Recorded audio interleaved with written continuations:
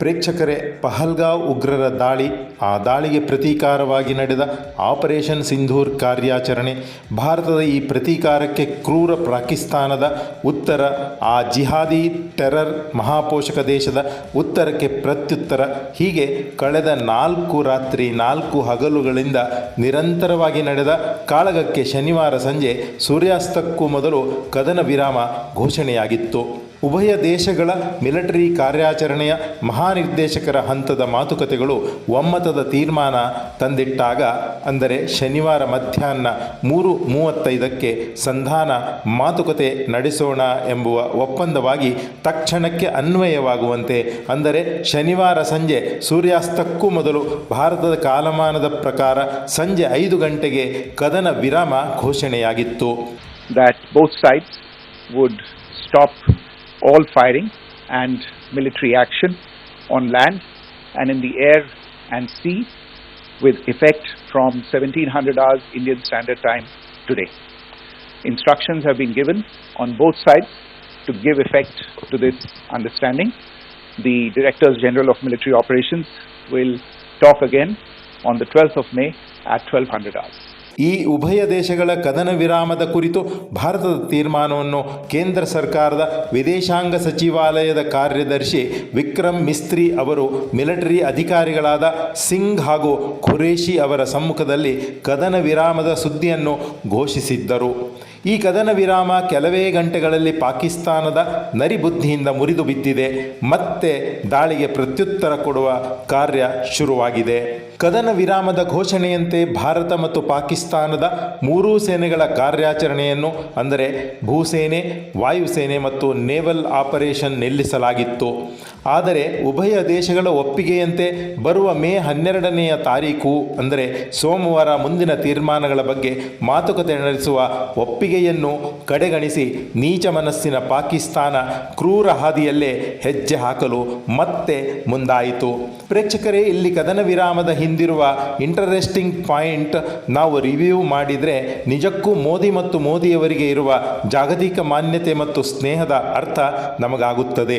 ಆ interesting point ಅಂದರೆ ಭಾರತವನ್ನು ಮಾನಸಿಕವಾಗಿ ಹಾಗೂ ರಾಜತಾಂತ್ರಿಕವಾಗಿ ಪ್ರೀತಿಸುವ ಮತ್ತು ಹೆಮ್ಮೆಯಿಂದ ಗೌರವಿಸುವ ಆಪ್ತ ಮಿತ್ರರಲ್ಲಿ ಒಬ್ಬರಾದ ದೊಡ್ಡಣ್ಣ ಅಮೆರಿಕದ ಅಧ್ಯಕ್ಷ ಡೊನಾಲ್ಡ್ ಟ್ರಂಪ್ ಅವರ ಪಾತ್ರ ಇಲ್ಲಿ ಅನುಪಮವಾಗಿ ಕಾಣುತ್ತದೆ.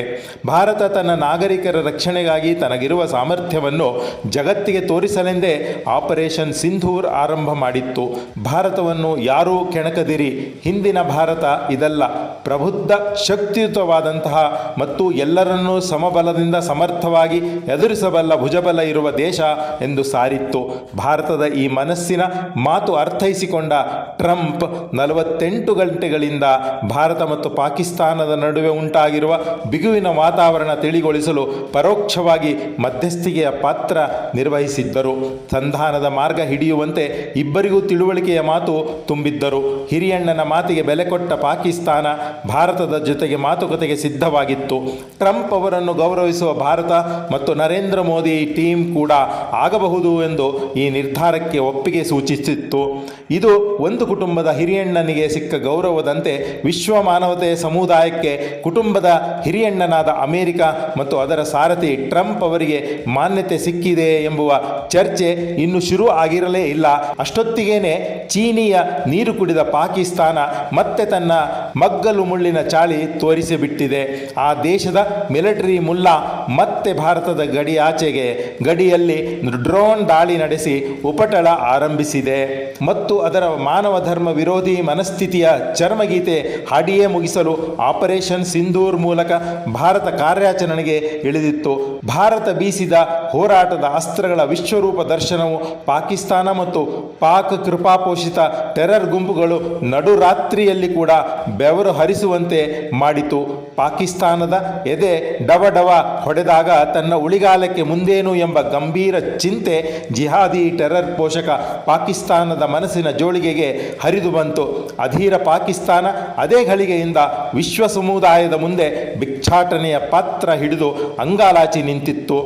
ಬಲಿಷ್ಠ ಭಾರತದಿಂದ ತನ್ನನ್ನು ಬದುಕುಳಿಸಿದರೆ ಸಾಕು, ಎಲ್ಲದಕ್ಕೂ ತಾನು ಸಿದ್ಧ ಎಂಬ ಅನಿವಾರ್ಯ ಪರಿಸ್ಥಿತಿಗೆ ಪಾಕಿಸ್ತಾನ ಬಂದು ನಿಂತಿದೆ ಎಂಬಂತೆ ಬಿಂಬಿಸಿಕೊಂಡು ದೊಡ್ಡಣ್ಣ ಟ್ರಂಪ್ ಅವರ ಮಧ್ಯಸ್ಥಿಗೆ ಅವಲತ್ತುಕೊಂಡಿತ್ತು.